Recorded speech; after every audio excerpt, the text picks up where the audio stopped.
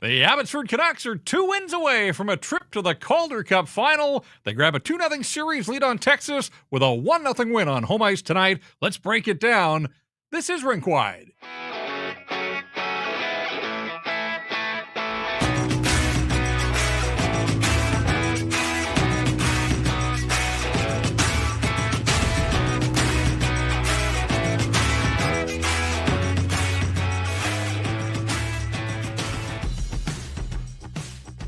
And we welcome you inside our Rink Wide studios in downtown Vancouver. The Abbotsford Canucks continue to chip away at a trip to the Calder Cup final. 2 for 2 here in this Western Conference series with the Texas Stars. And they do it by the slimmest of margins with a 1-0 victory on home ice before a crowd of 7,050. So they cracked the 7,000 barrier for the second time here in these playoffs. And what a show. What a series so far. 2 games that tight, overtime in game 1, and this one felt like overtime right from the start. Another Artur Silov's work of art, if you will. The pun very much intended there, but this guy is authoring an incredible playoff run here for the Abbotsford Canucks, and Remy Poirier doing his part at the other end of the ice for the Texas Stars, but has come up a goal short in each of these first 2 games. As usual, Dave Hall of Canucks Army is going to join us here on Rink Wide. We'll get his thoughts on this hockey game and the series to this point as it shifts now to the Lone Star State. My name is Jeff Patterson. Great to have you with us here.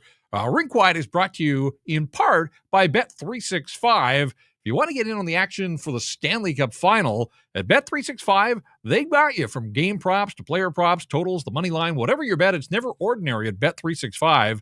Download the app, get in on the game. An official partner of the Stanley Cup playoffs, must be 19 or older. Lots of you already lighting up the YouTube chat, and we ask you every game, hey, if you want to get through, you want your comments read right off the top, hit us up with a super chat. And our super chat charity partner all season long, the BC Mental Health Foundation, changing the face of mental health and addiction by supporting breakthroughs in care, public understanding, research, and knowledge exchange. And I see that we've got our usual super chat from Hugo Mugo right off the top. Another great game from Silovs, a spicy finish. Let's take it to Texas. Thanks for the show. And then in caps, Artie Party. Yeah, and this is becoming a thing now. 5 shutouts for Artur Silovs, 26 saves in this one.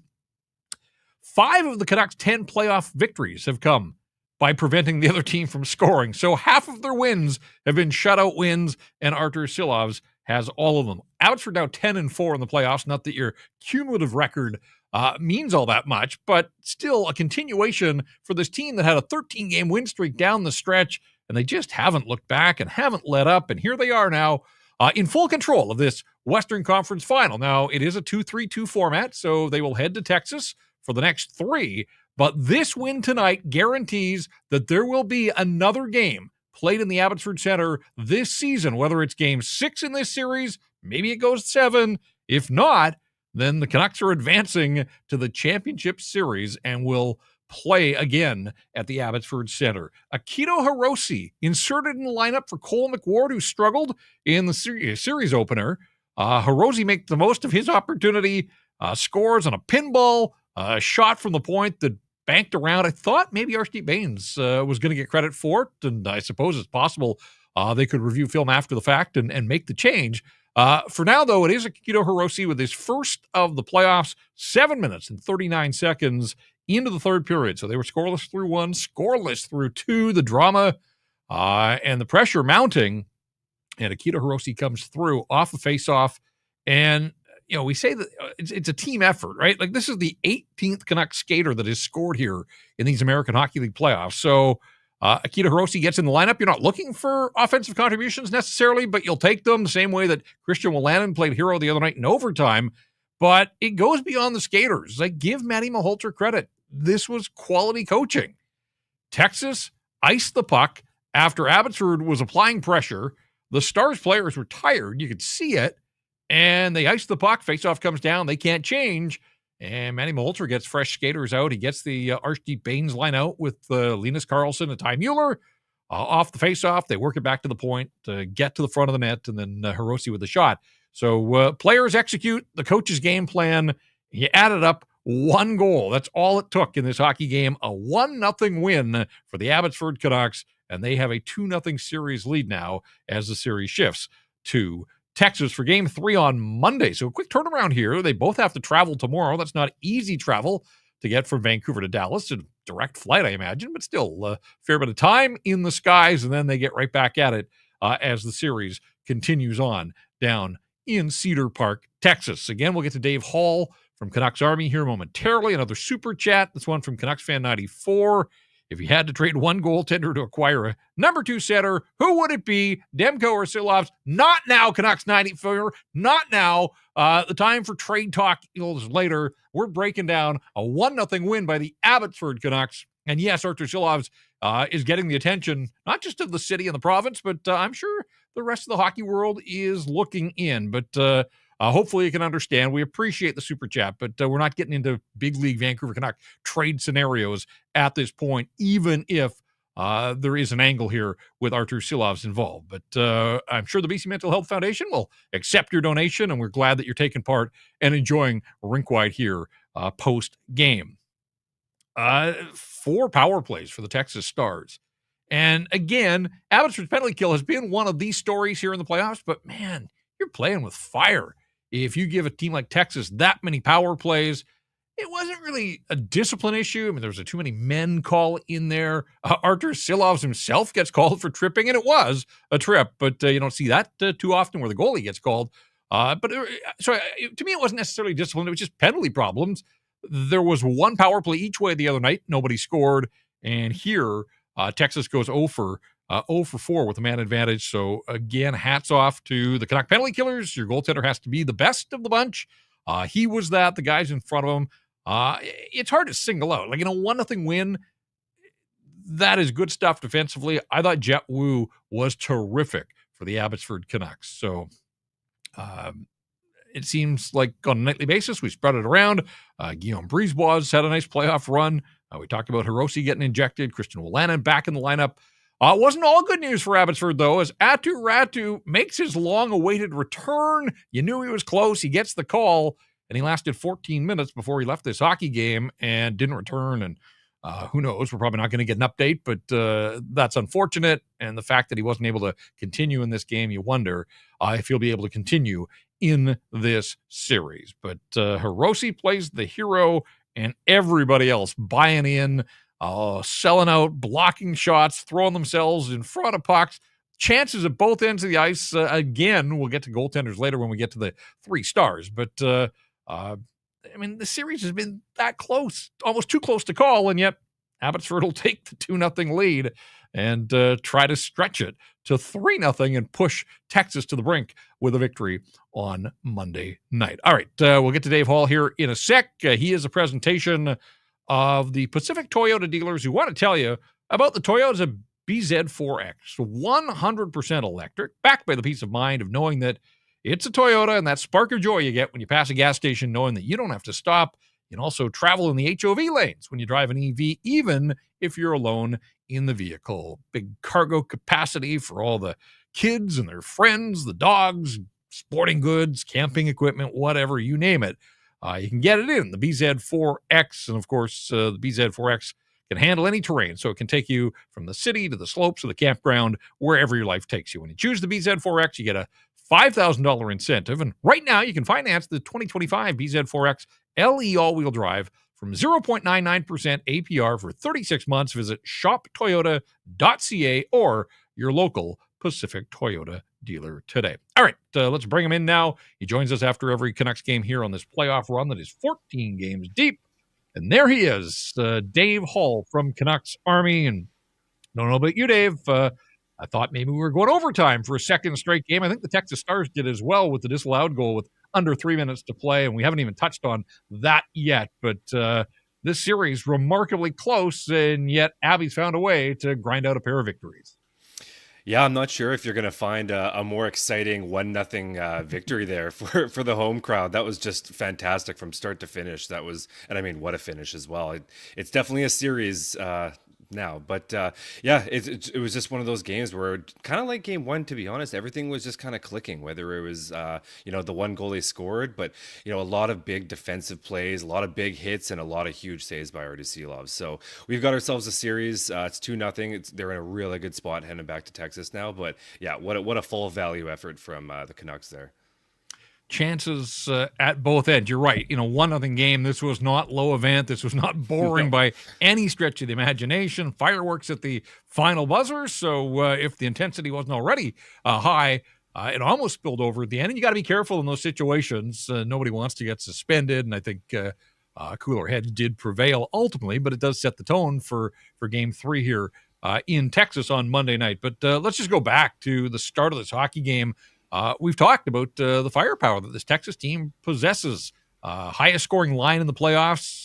Their coach made some subtle changes, but kind of that top line overshadows the fact that a guy by the name of Mate Blumel led the American Hockey League with 39 goals in the regular season, and he had the best chance of the first period for the Texas Stars. Moved in, cut to his left. I thought maybe he was going to get a little bit of daylight, but Artie read it well, moved with him laterally, and came up with a huge stop there. There were a bunch of saves as this night went along, but that one certainly jumped out at me. Yeah, absolutely. And like that one, you really see his technical side where he's really keeping with the player, and he's really like inching closer and closer, and just staying sharp and square on the player, even though he's coming up full steam, point blank. And credit to him. We can't really talk about him any more than we already have, really, but he's made so many of those, and he's really proven that when he can see that shot, as long as it's not that long distance range shot, he's really, really athletic, and he's really able to slide over and integrate into that post just so seamlessly. So yeah, he was amazing tonight. That second period is, what more can you say? I mean, that was an Artie party right there, for what it's worth. So yeah, just fantastic stuff from him, really. Yeah, as I go through my notes in the second period, Cameron Hughes, part of that top line, is dangerous. His point streak, he had a point in every game in the playoffs so far. That comes to an end in this one, but he had that chance in the slot. Trey Taylor from Richmond, who had the 2 assists the other night. Taylor the trailer on a 3-on-1 essentially, and Artie stared him down as well. There were other opportunities. Strangis in the third period, the guy that scored on him the other night. He can wheel as well. And again, Artur Silov's just looking so damn confident in that net right now. Pitches his 5th shutout of these playoffs. So it's incredible what he's done. At the other end, Remy Poirier doing all he can. And the goalie can't do much more than hold his team in it and give up 1 and come out on the short end. And what might have been for Abbotsford, Tristan Nielsen with the breakaway with a minute to go in the second period that was scoreless then. And Max Sasson in the clear-cut breakaway as well in the 4-on-4 session in the third period that could have extended the lead. So wasn't just Silov's guy at the other end doing what he's done all season long and all series long as well. Yeah, no, and that's Tristan Nielsen's patented move too. He loves to go to that cheeky backhand little move. And at first, I actually thought it went in, but so did I. Poirier just miraculously got that back leg and just got a pass. And then I can't remember who it was that was followed up on the rebound. Jujar, it was Kyra. Jujar, yeah, there we go. Kyra, he couldn't get that rebound, but. Yeah, Poirier, he was fantastic in game 1. He lets in that squeaker from Willanen in overtime. But, you couldn't ask for more from him I believe it was a 46 save loss. So, he's just been unreal. I thought Silas was not so much the busier. Obviously, they had equal shots, but I thought he made the more acrobatic saves in this one. But, credit to the Canucks too. They were still shooting, and Poirier really had to make some big saves. But so far, who would have thought it's a massive goaltending battle in this whole series so far, and 29. Yeah, it's just been incredible so far. Only goal of the hockey game, as it turns out, comes midway through that third period.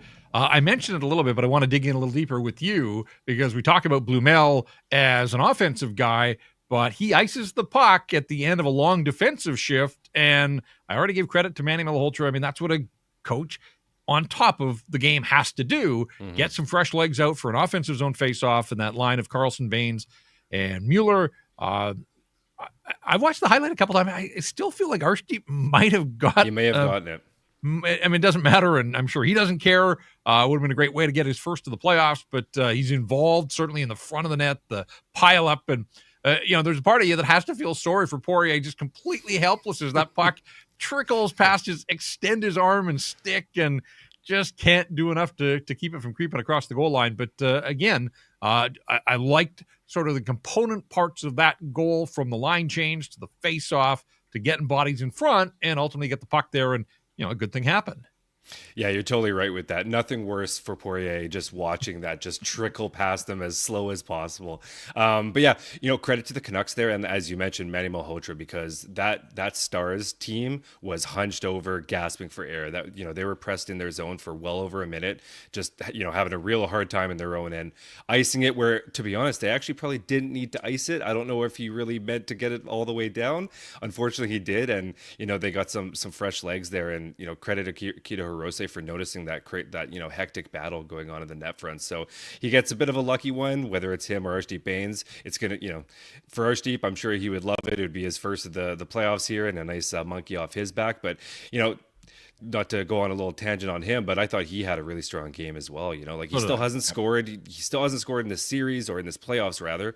But for both games in this series, he's looked pretty strong. He's really driving play. He's looking like the player we know he can be. Now he's just got to get that one to get on the net. I mean, he leads the team in assists, so at least he's doing something. But yeah, and I think you track it back to Game 5 against Colorado. He was good then, and he's been able to carry that forward. And you're right. I mean, we look at his goal total, but really in the regular season, he didn't. He's not a huge goal scorer. I mean, he led the team in points, but the bulk of them as a playmaker and an assist guy. So I think we're now finding him on top of his game, or pretty close to it, and that's a really good sign. Another good sign to start this game was that Ratu was back in the lineup after missing a bunch since Game 2 of the Coachella Valley series. He lasted 14 minutes, and again, at the AHL level, we're not likely to get an update, but goes in heavy on the forecheck, takes his man, I think it was Taylor, on the end boards, but clearly Ratu took the worst of it, and I'm not even going to speculate, but went directly to the bench down the tunnel, and that was the last we saw of him. And fingers crossed that it's just a knock that he can recover from. But for a guy that's missed as much time as he has, man, that's got to sting. Yeah, just cue the "and it's gone" gif right there. It's it's unfortunate. We hope that it's not a re-aggravation, because that that just it you hope that they weren't kind of rushing him back in a game that they obviously wanted him. But obviously, like you said, we're not going to speculate. But yeah, it's a tough blow. It was exciting times to have your top center back. They kind of eased him in there, playing fourth line minutes, but he was already skating well. He looked no worse for wear. So things were all good until that. Not only that, on his first shift, I think I counted 3 hits. So he came out, flying and ready to go. So yeah, it's a big blow. Let's just hope that, he could just, sleep it off and get back in Game 3. Yeah, I mean, who knows if he'll travel. Again, the information is tough to come by. Let's talk a little bit about the disallowed goal, because with 2 minutes and 46 seconds to go, Stars captain Curtis McKenzie, off a scramble, thinks that he has tied this game and set the stage for overtime yet again. And honestly, Dave, I'm not sure that I had the confidence in the infrastructure of the AHL to get a really good look at any sort of replay here. And even at the NHL, where they've got all the replays, I'm never sure or quite confident that they're going to get these types of calls absolutely right. Yeah. Lengthy delay in the building, but ultimately they ruled that the puck was pushed in underneath Artur Shilovs, and Shilovs basically was pushed back into the net by the Stars. stick. And so no goal, massive roar in the building, as you can imagine, preserves the 1-0 lead. And ultimately they see it through there. So close, but no cigar for the Texas Stars. Yeah, really close. That's with 3 minutes to go too. Like that's a nail biter. But I'm really glad that was called off. You know, as someone who watches the AHL, you know, quite religiously, there is a lack of, you know, video review, and you know, we don't really see that kind of stuff at the AHL level. Like there's been so many goals that should have been called off that just don't go upstairs, and so I was very shocked and very happy that they did go up, because I mean, you look at the replay for 1 second, it doesn't take long to realize that he had his pad down, the stick came through, pushed him right in, and you know, Artur Silovs let the referee know right away that he was not happy with that call. So thank goodness they dodged a big bullet there. You know, that's a dagger to let a goal in. But not only that, because that goal was disallowed, that's a big dagger to Texas. You know, like right as they announced the no goal, you saw McKenzie jump off the bench, get super fired up, and you know, so they had to kind of reel themselves in after that. So that's kind of a momentum killer on its own for the Texas Stars. So a lucky break, but then turns out to be a big break for the Canucks, I thought. So Canucks penalty kill again, 4 for 4. It's a story every night. This one, a little. You don't want to be giving Texas 4 power plays and too many men on the ice. Artur Silovs with a tripping call. You know, I said earlier, it wasn't really discipline. It was just they ran into some penalty problems in that second period. 3 penalty kills there after 1 in the first period. And there's a confidence level, obviously, but we're talking the Final Four. Like, these are good teams. I don't know if they're going to be able to go the rest of the playoffs without giving up a penalty or power play goal. So a few anxious moments there, but ultimately they get the job done. So good on them. And a big part of why through 2 games here, that top line outside of Cole Lynn's goal to open the series has been quiet. We talked about Hughes, but Justin Ritzkovian, who was so lights out against Milwaukee, like unstoppable, and had a point in every playoff game up until the start of the series. He's 0 for 2 so far. So good on Abbotsford for keeping the top end of this Texas lineup, much as they did in the last round against the high-flying Colorado Eagles. That's a big storyline here. Like I think Texas played better in this game. I mean, Abbotsford had 46 shots the other night. You know, Texas was able to limit them, obviously, with just the 1 goal. So both teams make adjustments, but if there's an adjustment to be made for the Texas Stars, it's just that their top end has to announce its arrival in this series before long. Otherwise, this series may not go too long. But that's, you know, credit to Abbotsford, the way that they're defending and getting it done, whether it's at 5-on-5 or on the power play, keeping the top Texas scorers off the sheet so far in this series. Yeah, they're keeping them off the score sheet. They're keeping them to the perimeter. You know, their ability to work the diamond and then collapse has just been incredible. They're just not letting anything through. In the first one, they didn't have a shot until the very last second. They allowed a little one on the goal line, so that was almost a penalty kill with no shots. The second one, they allowed just 1 shot. The third one, I think they allowed a couple more. But then the fourth one, the Canucks almost scored a few goals shorthanded. So it's just getting to the point where, you know, Texas is playing the perimeter game. You know, it's not for a lack of sustained pressure. They're just not able to get anything through or, you know, down into the net. So it's a massive credit. It's incredible at this point. They're almost running 98%. So I agree with you. It got a little nerve wracking with 3 penalty kills in a row. You figured maybe this was the time that finally the rails come off, but they somehow managed to skate through. But you're right. With a team like this, you know, this has been a very, very, very close series. Even though it's 2-0 Abbotsford, it could go either way. And so, you know, eventually, if you play with fire, you're going to get burned. So let's just hope that they can clean that up a little bit going into Game 3. Dave will have his farmies. You'll find those at Canucks Army once he's done here, and we won't keep him a whole lot longer. But I want to talk about 3 hits in this hockey game. Jet Wu absolutely flattened Cole Lynn, just a textbook open ice hit on a penalty kill, in fact, early in the second period. And I thought Jet Wu was terrific in this game. I thought start to finish, that he skated miles, tries to be active and jump up in the play, but he knows he's a defenseman and defense first, and certainly did everything you would expect from him. So I thought a nice night from Jet Wu, punctuated by a massive hit on Cole Lynn. Sammy Blais, I was worried for the Texas player. That was one of those hits I wasn't sure that he was going to get up. So credit to him for picking himself up. But Sammy Blais absolutely caught one of the Stars with his head down in the neutral zone and demolished him in the third period. And we've seen Sammy do that all playoffs long. And maybe the biggest hit by any of the Texas Stars was Remy Poirier behind the net on Chase Waters in the third period. You don't see that often, but Waters trying to scoot in behind the net. Goaltender said no, cut him off, and hey, no harm, no foul, I suppose. But I think Waters was as surprised as anybody, just having the boom lowered by the Texas Stars netminder. But bodies were flying in this hockey game. We've talked about the intensity level. Yeah, he channeled Poirier channeled his inner lacrosse player there. Yeah, I think that took everyone off guard, to be honest. It was credit to him, I guess. Might as well got away with it. Yeah, exactly.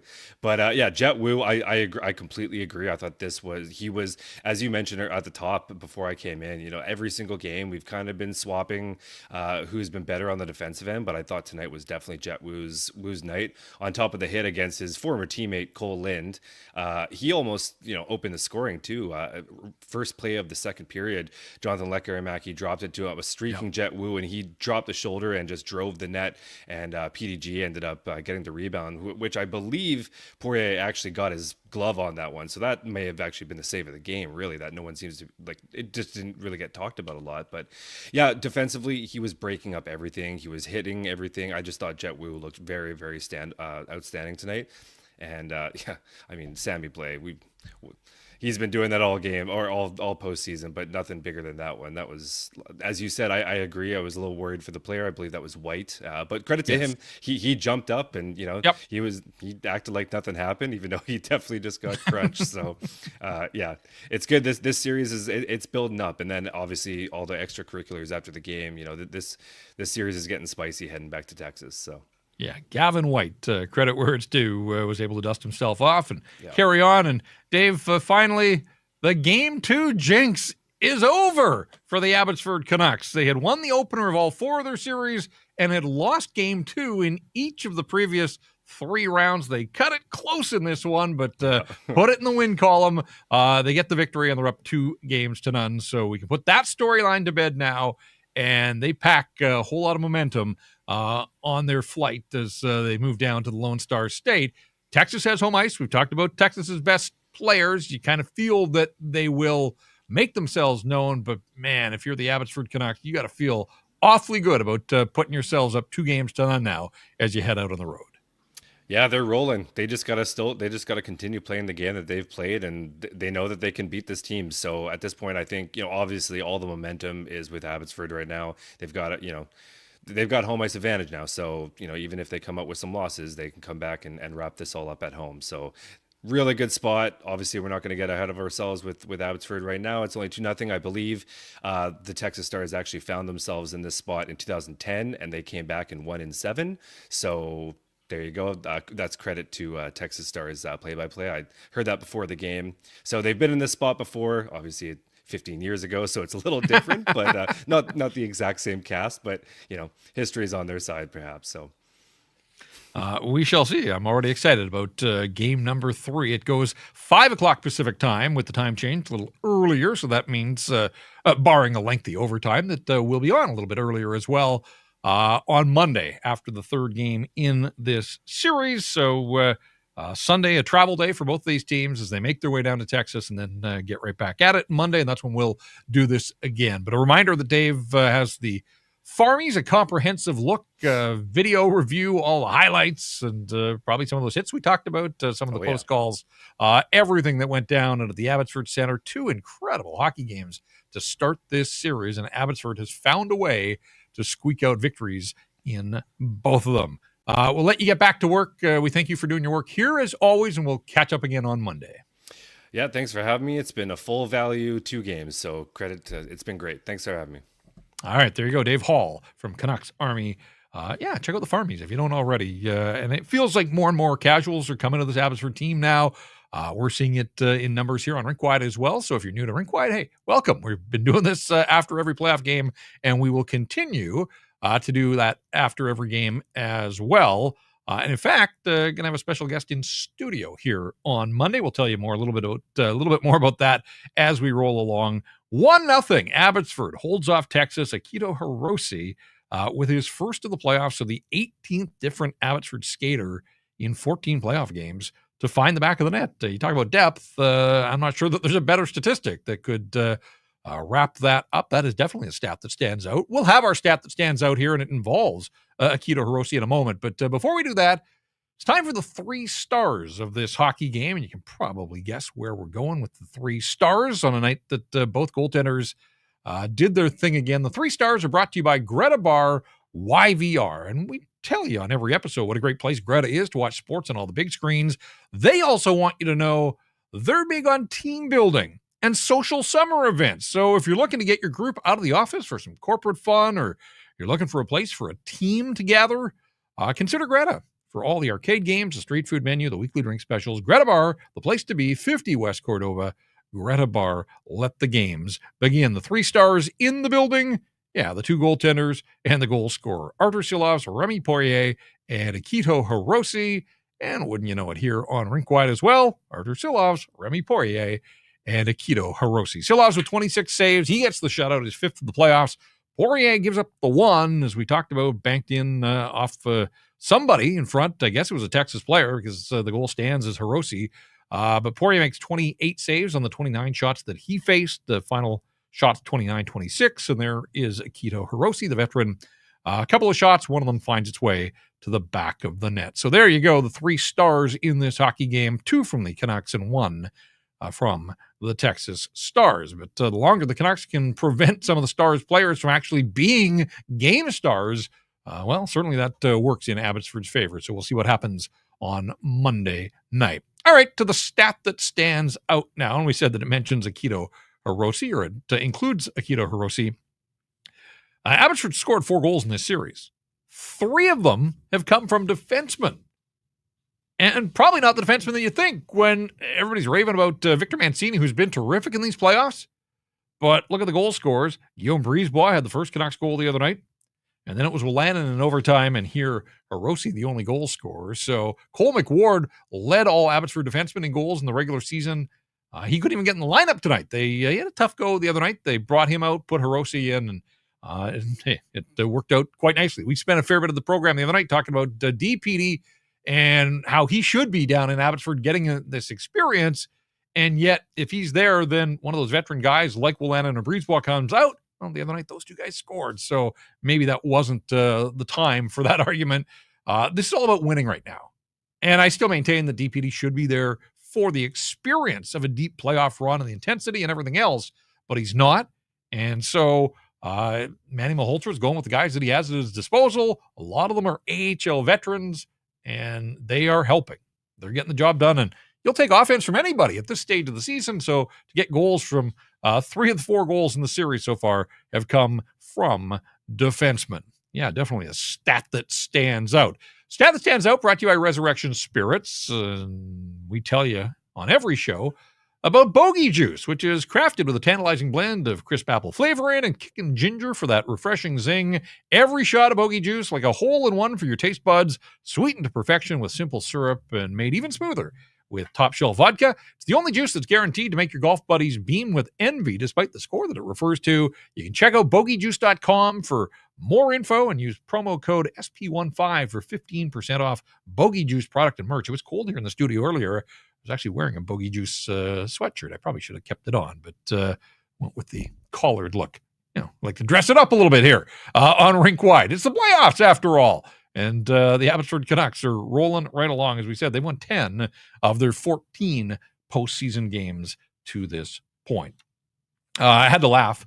Late in the hockey game, Max Sasson comes in on the left side, gets taken down, and fair enough, the crowd wanted a penalty. This came moments after the officials had conferred and waved off what looked like it might be the tying goal. And so not even a minute later, Sasson gets taken down heavily. And this crowd that was into it with the ref you suck chant, and I'm thinking, hang on, like these same refs that you claim suck just disallowed the Texas goal, kept it a 1-0 lead for the Canucks. So I understand the passion of the fan base, but timing sort of rolls into it as well. I don't think that anything happened after the final buzzer that I'm sure the league will take a close look. They've got supervisors, they got the honest officials. I didn't see anything that looked like it would warrant additional penalties or supplemental discipline. In a series like this, I hope everybody is able to play. Phil Giuseppe, I was a little worried he had put the Canucks in a tough spot there with 7 minutes to go when he dropped the gloves off the faceoff. At this stage of the playoffs, Phil, with Cole Lynn, Phil, and again, emotion high, I get it, but they ended up putting both guys in the penalty box. Cole Lynn, understandably, disagreed with the call, and he probably had a case there, but they let them play 4-on-4. And again, no power play goals tonight, no power play goals in this series so far. All right, let's take a quick look at what's going on around the American Hockey League. This is the Western Final, so we're down to the Final Four now, and it was an off night in the Eastern Final. That series will resume on Sunday afternoon.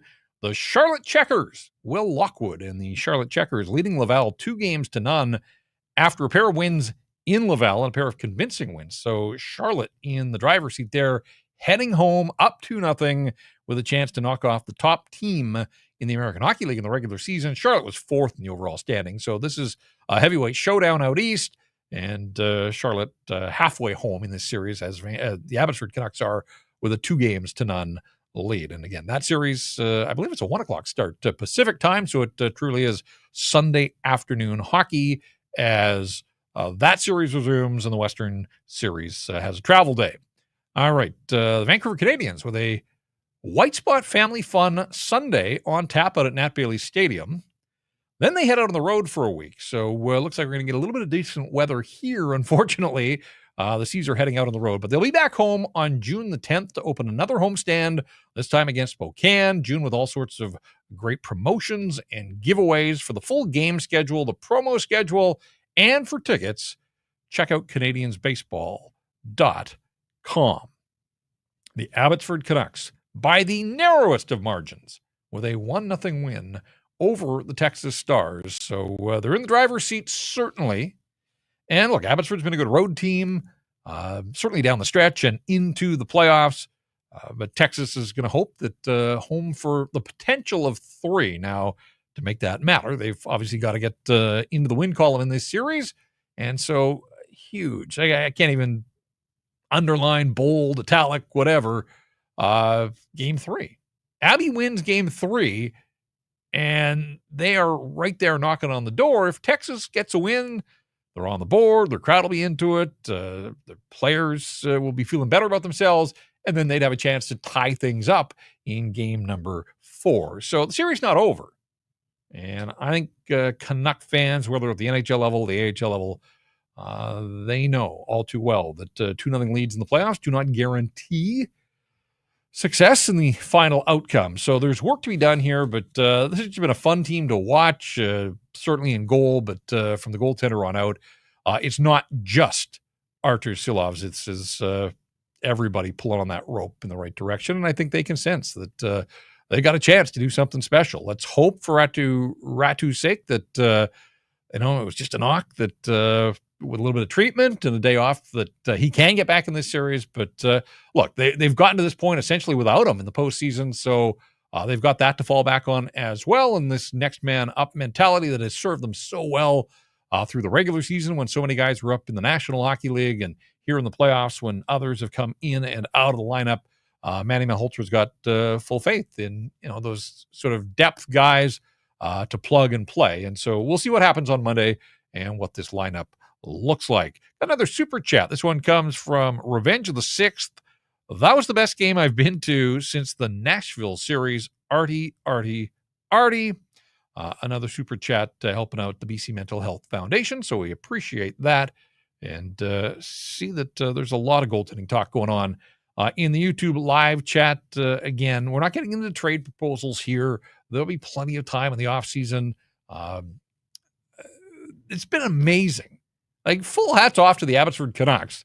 The Vancouver Canucks season ended on April 16th, I think it was. And we're hours away here as we do this live stream from flipping the calendar to June. So the Abby Canucks have stepped in and filled a massive gap and given us opportunities to deliver rink wide after each and every one of their playoff games. It's given other shows in the market things to talk about.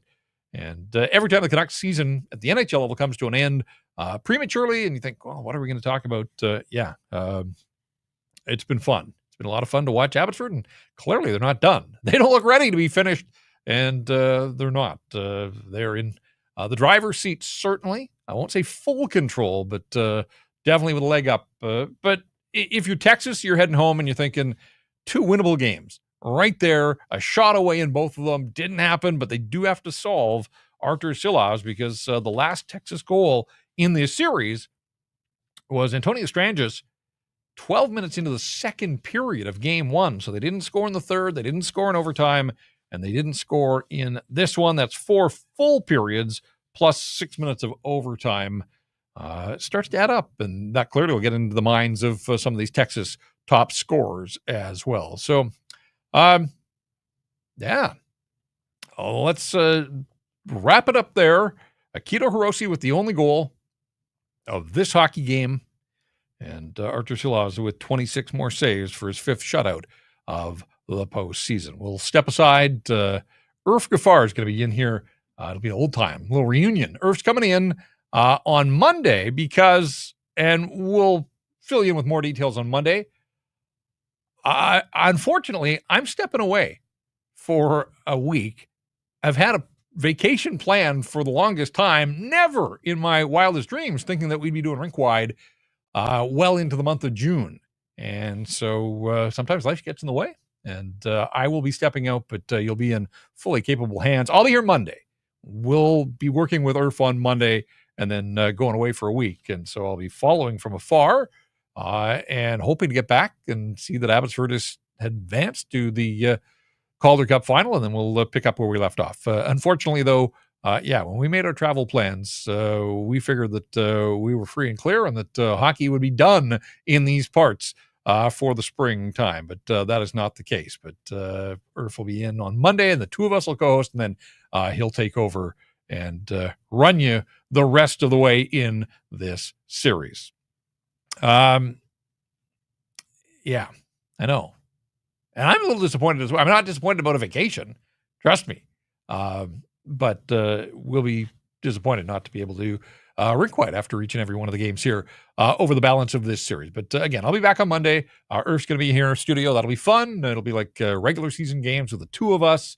And we'll still have Dave Hall in the mix as well.